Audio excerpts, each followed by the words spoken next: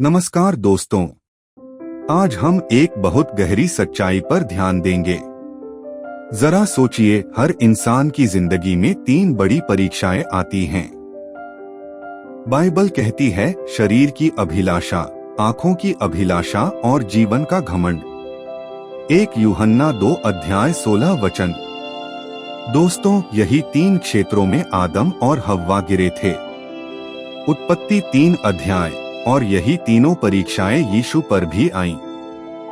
मत्ती 4 अध्याय। फर्क यह है कि पहला आदम हार गया, लेकिन दूसरा आदम हमारे प्रभु यीशु मसीह हर जगह विजयी हुए।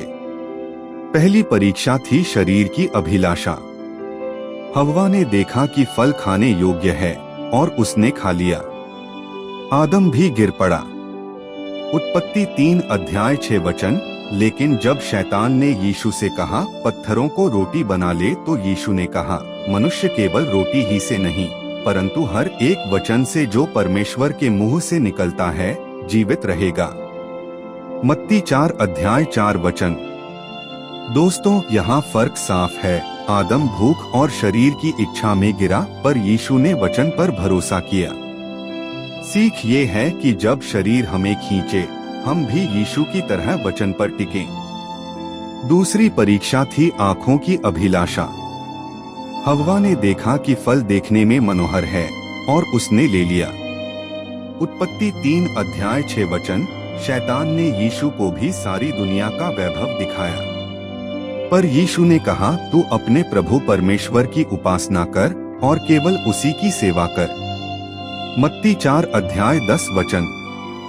दोस्तों, आदम और हव्वा आंखों के धोखे में गिर पड़े, लेकिन यीशु ने हमें दिखाया कि असली सुंदरता और मूल्य केवल परमेश्वर की उपासना में है। इसलिए जब हमारी आंखें गलत दिशा में खींचें, हमें यीशु की तरह परमेश्वर पर केंद्रित रहना है।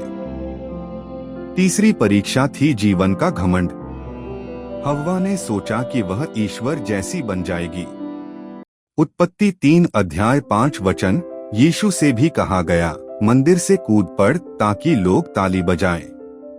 लेकिन यीशु ने कहा, तू प्रभु अपने परमेश्वर की परीक्षा न कर। मत्ती 4 अध्याय 7 वचन।